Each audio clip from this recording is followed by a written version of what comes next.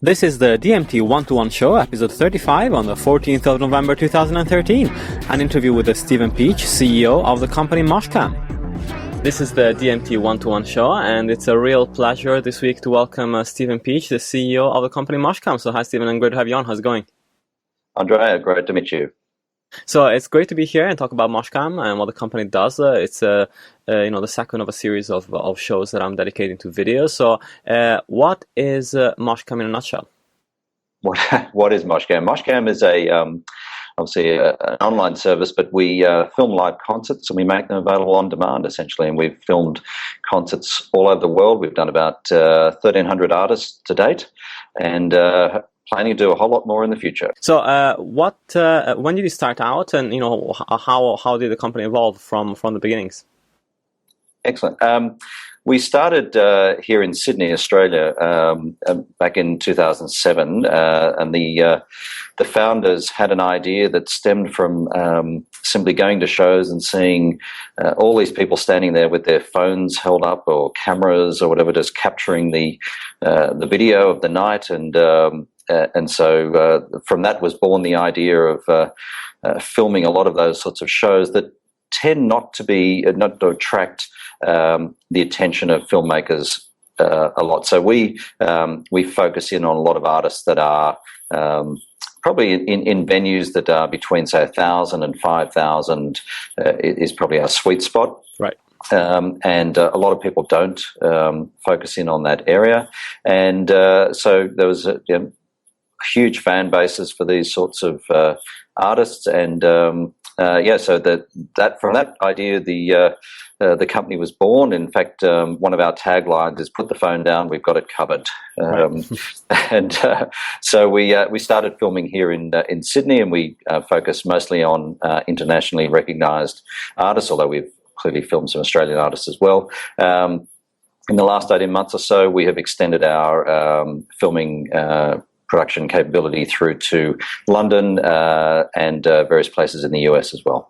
That's great. And so let's look at there's this various aspects, I think, of Moshcam which are interesting because there are other companies that are trying to do what you guys are doing, but it's from what I hear, there's a lot of hurdles, and first of all, let's talk about the rights perspective. So how easy and how hard is it to make sure that you have the rights to broadcast the content you have on the site? It is indeed quite a hurdle, but it is not insurmountable. Right.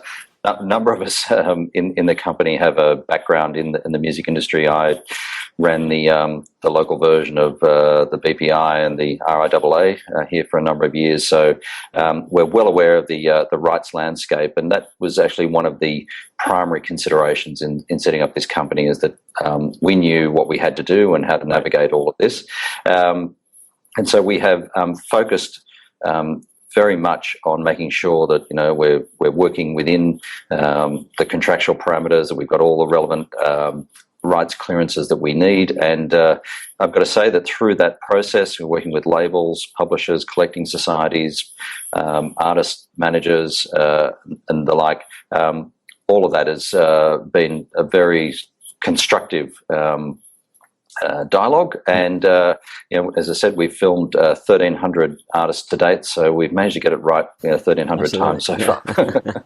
That's great. And so, and the other hurdle, of course, is the filming itself. So, do you deal with the artists directly? Do you have relationships with venues in particular? And then who does the filming? Do you have a specific crew? Do you have a project crews that just film a one-off gig?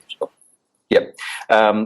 So you're absolutely right. I mean, obviously, there's lots of partnerships that, in order to make this thing come together, there are many partnerships that need to be formed and work well. And venue relationships is obviously a key part of that.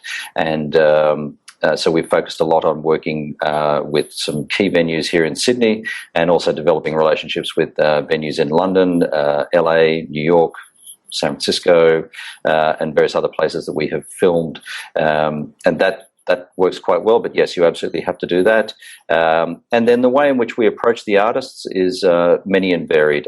We obviously know and work with a lot of the key management companies around the world, but equally we work a lot with with some key labels, some of the majors, key indies, and they, if we don't know a way into the artist, often they will do that for us, and so there's many ways into getting yes.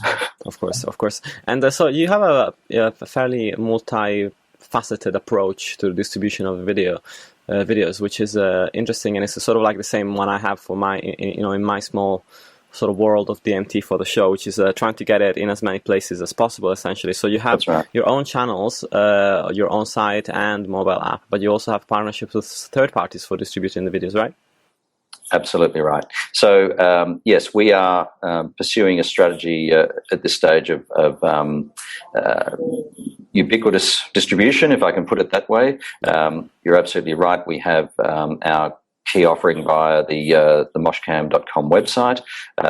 We have our mobile apps, both Android and iOS, but also the third-party partnerships that we are developing as well. Probably key amongst those at the moment is our premium channel association with YouTube. Right. And we launched our YouTube channel in late February this year, and already, from a standing start, we're performing above the benchmark metrics for a top 3% music channel globally on YouTube, which is great. We've still got a long way to go to get to number one, but it's been sort of very heartening to see the progress that we made there to date in such a short time. But yes, it's having a multiplicity of those sorts of partnerships. We have other distribution relationships globally as well, some of which we haven't yet announced, but there are, for us, it's about getting the content out there in whatever way that people want to access it. We have it, for example, in various territories. We have a channel on Sony Bravia televisions, and a variety of different ways of getting the content out there. And so one of the key questions when talking about videos, I've been talking about this a lot in the last few weeks because it's a question that's coming up over and over again, especially when you're talking to independent and sort of smaller to medium-sized artists, is talking about sort of return of investment on videos and whether there is the chance of any return of investment on investment and monetization options as well.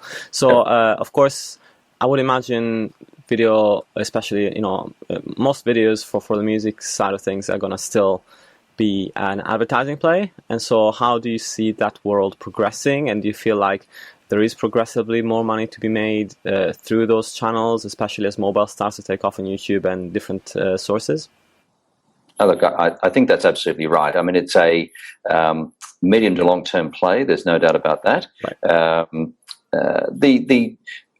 Revenue monetization opportunities are probably stronger on our own platform at the moment. And there's been, and I'm sure you picked up on this, there's a lot of discussion recently about what is the right way to involve YouTube, and is it YouTube only, or do you do multifaceted distribution? And I think the consensus seems to be moving towards multifaceted distribution. That's certainly been our model from day one. But it's for us, it's a combination of starting with advertising and premium brand associations, those sorts of things, involving and YouTube and building that up strongly, and then linking those two, and then we would see there's a paid subscription version that we could make available, and obviously only a proportion of people will take that up, but that involves, from our perspective, the addition of benefits, not trying to put stuff behind a paywall, that it is there if you want it. It'd be ad supported, but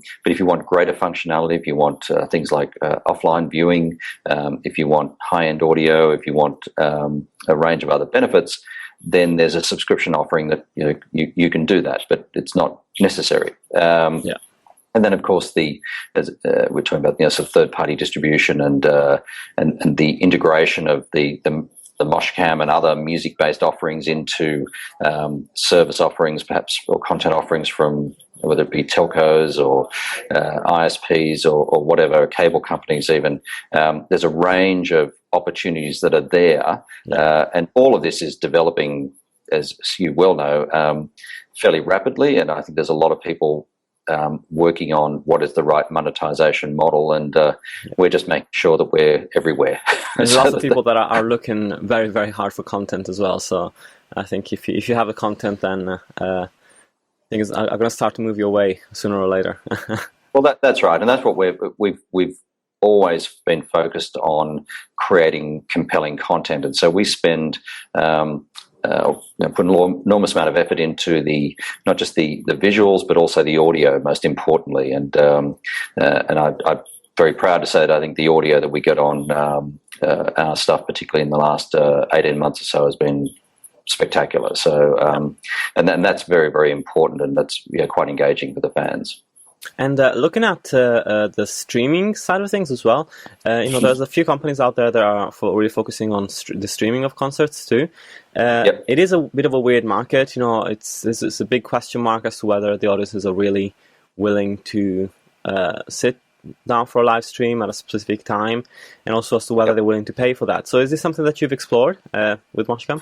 Look, we look at we look at the whole sort of live webcast element as being an important part of the market development. And yes, there are monetization opportunities, but it is challenging. Yeah. But it's part of the overall mix. And so I think that there is the capacity to do it. But I agree with what you were, I suppose, observing there, which is that the audience for appointment to view content seems at odds with particularly with the YouTube platform and the general nature of our business and the way in which, particularly in music, people are moving right away from that concept of even linear, video channels like MTV used to be or whatever. And one-off concerts perhaps work, but even the idea of an artist broadcasting multiple gigs from the same tour, it just becomes really old quite quickly. I think that's right, and for us, it's not a discrete business proposition. It's part of the overall mix, and it acts as a beacon for the service to do those sorts of things. That's our perspective on it. But as a standalone proposition, I think it struggles to make sense, and I think that there'd be a range of brands that would look at it, that do, sponsors that look at these sorts of things and do support them, probably look at the numbers at the end of the day and just wonder whether it was really worth it. Of course, and there's also, of course, like you were talking about the quality of the video and the audio. So I'm sure you guys do a lot of post production as well on the audio side to make sure the tracks are mixed properly and everything else. So. Indeed, and we work with the artists. It's an important part of the process for us that the artist be absolutely on board with it. And every now and then, for whatever reason, the artist didn't like their performance or whatever, and we just don't get the clearance to put it up. But that's the risk we run. Yeah. Thankfully, that's a very rare occurrence. But we do work very closely with the artists, and there are some artists who take incredible pride in the sound, and they'll work with us and sharpen it up a little bit and get rid of some anomalies that are in there, perhaps. But yes, the quality of that sound, it doesn't come just by plugging it in and and setting it out there. That said, I mean getting the sound from the desk. The live sound from the desk, when done properly and done with a view to a live webcast, can be very, very good. And, and there are plenty of examples of that. But to sort of take that down and to have the relative luxury of spending a bit of time in the studio to sharpen that up provides enormous benefits to the artists and fans. That's great. Well, I would really recommend the audience to go and check out moshcam.com. There's concerts for all tastes, from Bullet for My Valentine, 9 Inch Nails, Alabama Shakes, Hot Chip. There's hip hop there, electronic, eclectic music of all sorts. So it's a really great resource. And also, if you are on an iOS device, you can also get the app for iPad and iPhone. Do you have an Android version yet? We do indeed. That was put that out in May this year, so they're for everybody except Windows, unfortunately, at the moment. Yes, but it's a small percentage. So I think most companies are going the Android and iOS route. And it's a really nice app, and it works really well for streaming stuff on the go. And on the iPad, it looks really great because it's a high definition video. So it was an absolute pleasure having you on, and I really look forward to seeing what you guys are going to be up to in the next few months and years. Great, thank you, Andrea. It's great to meet you. Thank you, and thanks so much for listening to the DMT 1-to-1 show. It goes on every week with different companies and different projects. So if you like it, stay tuned and subscribe on one of the channels, including SoundCloud, YouTube, iTunes, of course, Mixcloud, Spreaker, and a bunch of others. And you can also check out the news show, which goes live every week as well, which is a panel show covering the latest news in the music tech industry. And you can find everything on digitalmusictrends.com or follow the handle at DGMusicTrends. Have a great week, and until next time. Thanks for listening to the DMT 1-to-1 show, and remember to check out digitalmusictrends.com for our weekly news show.